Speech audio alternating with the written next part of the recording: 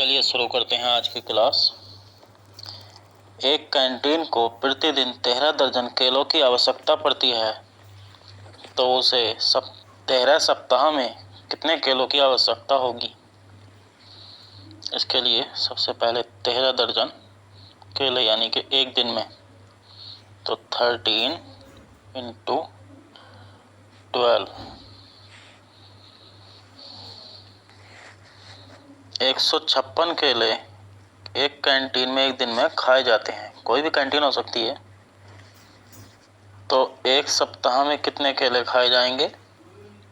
156 × 7 1092 केले जो एक सप्ताह में खाए जाएंगे। अब इसमें कितना पूछा है? 13 सप्ताह पूछे हैं। 13 सप्ताह में कितने? 1092 से इसे मल्टीप्लाई कर देंगे और हमारा आंसर निकल आएगा। यह हो गए 14,196 केले। यही हमारा आंसर है। कौन सा ऑप्शन है? इसमें कोई भी ऑप्शन नहीं है, तो नन ऑफ दीज, पांचवा ऑप्शन होगा।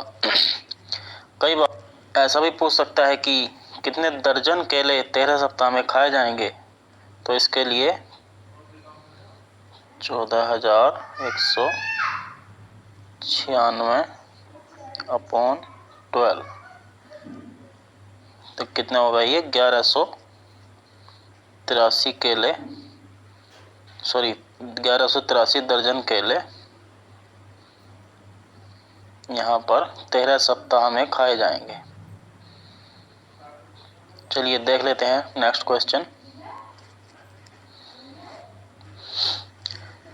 दो सम संख्याओं का गुणनफल 7,19,068 है, तो उनमें से छोटी संख्या क्या है? ऐसे सवालों करने के लिए ऑप्शन बहुत बेस्ट मेथड है।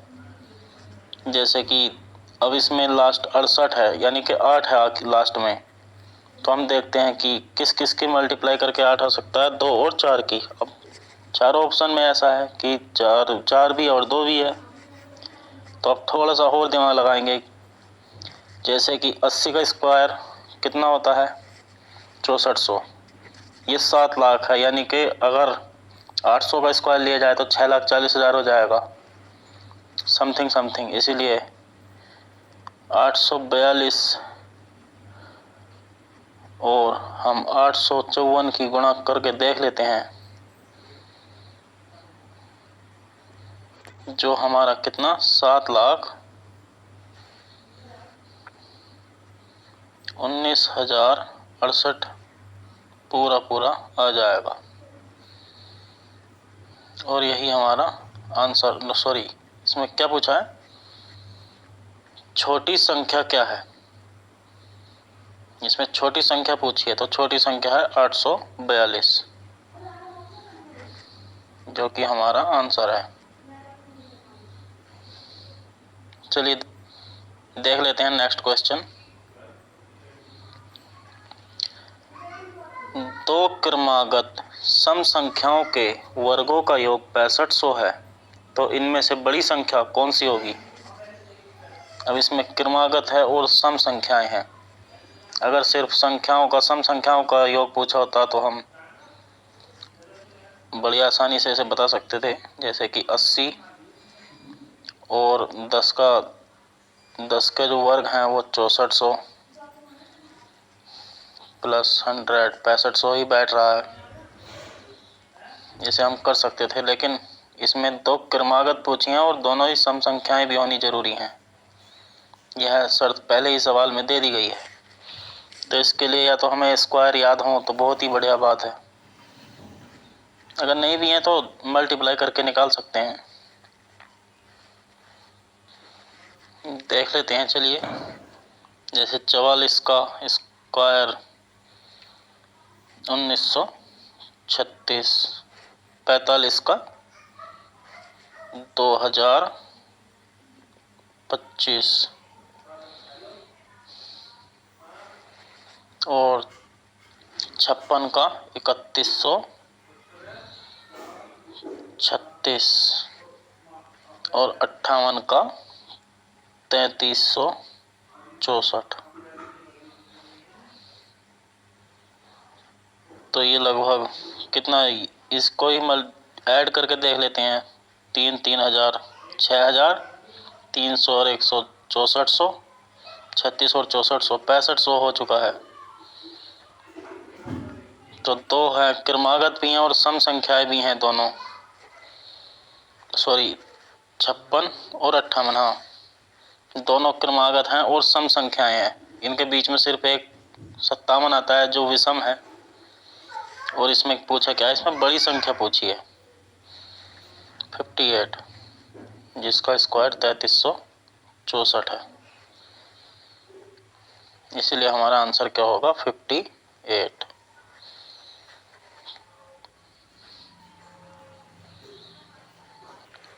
चलिए देख लेते हैं नेक्स्ट क्वेश्चन। लगातार दो विषम संख्याओं का गुणनफल 16,383 है, तो उनमें से छोटी संख्या कौन सी है? इसके लिए हमें सबसे पहले देखना होगा कि किस संख्या की मल्टीप्लाई करके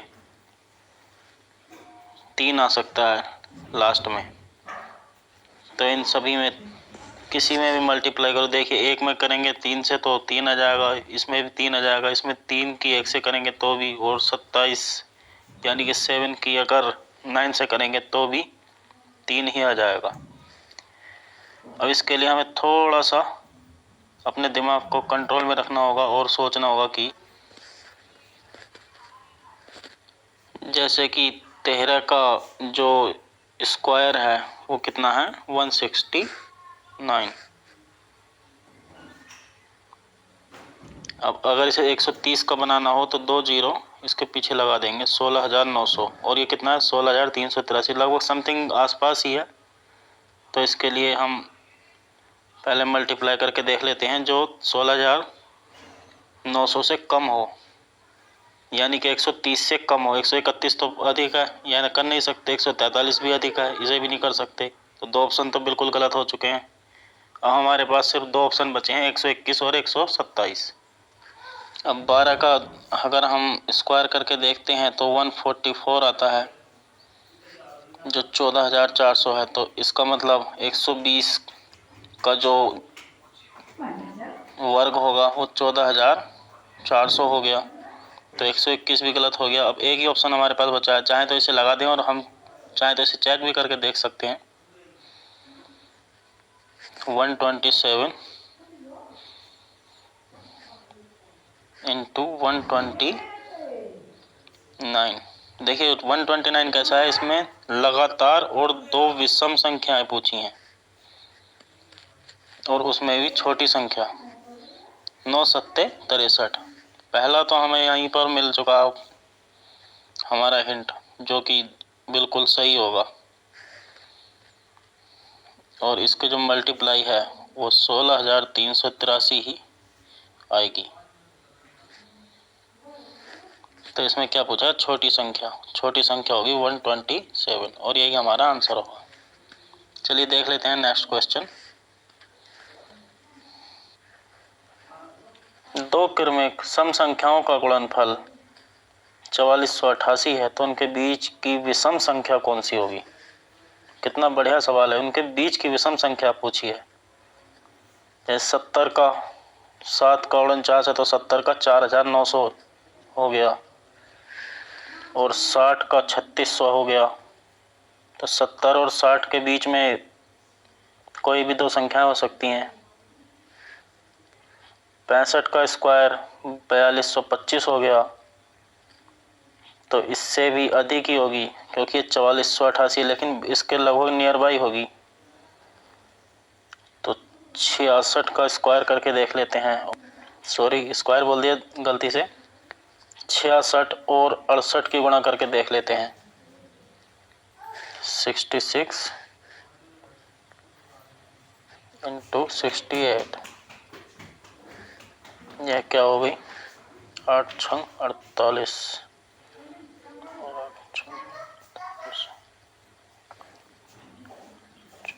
चल ये सही है, बिल्कुल ठीक है। इनके बीच की जो संख्या है वो क्या होगी? 67। इनके बीच की जो विषम संख्या है वो 67 है और ऑप्शन नंबर 2 हमारा सही आंसर बैठ रहा है। तो इनके बीच की संख्या 67 होगी। चलिए देख लेते हैं नेक्स्ट क्वेश्चन। 3 क्रमिक पूर्णांकों का योग 48 है तो उनमें सबसे बड़े और सबसे छोटे पूर्णांक का गुणनफल बताओ। 48 कोई ज़्यादा बड़ी संख्या नहीं है, इसे तो हम गैस करके भी कर सकते हैं। 3 क्रमिक लगातार 3 संख्याओं का योग करना है। चलिए देख लेते हैं। 15 और 16 और 17। 15, 16 और सॉरी 17।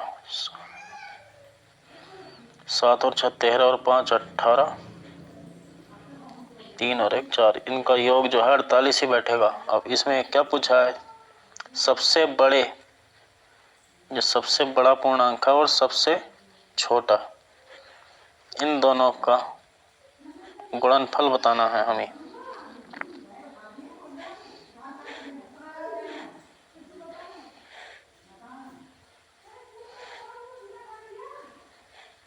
तो क्या हो गया?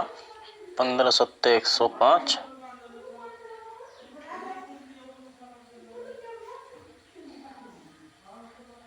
और 15 एकम 15 और 10 25, 255 या 255 हुआ है। इस सवाल में तो ऑप्शन, ऐसा भी होता है एग्जाम में बहुत बार हम ऑप्शन ढूंढते रह जाते हैं और ऑप्शन में हमारा आंसर मैच ही नहीं होता है और हम उस सवाल को बार बार करके देखते हैं क्योंकि हमें इतना कॉन्फिडेंस ही नहीं आ पाता कि शायद हम ही गड़बड़ कर रहे हैं। ऐसा भी हो सकता है कि सवाल भी गलत होते हैं, बहुत बार गलत होते हैं एग्जाम में। तो जो हमारा आंसर आया वो 255।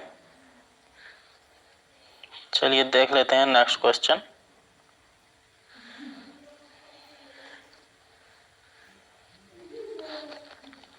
चार सम संख्याओं का औसत 15 है तो सबसे बड़ी संख्या ज्ञात करो। 4 संख्याओं का औसत जो चारों सम है। सभी सवालों करने के 2 मेथड होते हैं, एक तो बेसिक और दूसरा ऑप्शन से। ऑप्शन तो बेस्ट मेथड है, इससे जल्दी सवाल होता है और चेक भी हो जाता है। चलिए देख लेते हैं। पहले हम बेसिक तरह से, माना पहली संख्या x,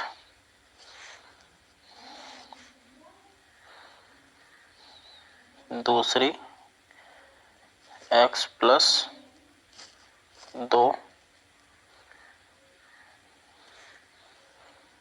तीसरी x प्लस 4 और चौथी x प्लस 6। इन सब के अपॉन में 4 और ये 15।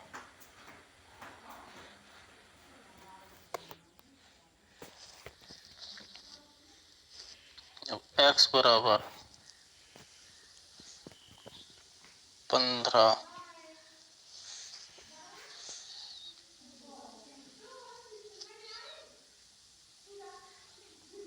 ये 15 है,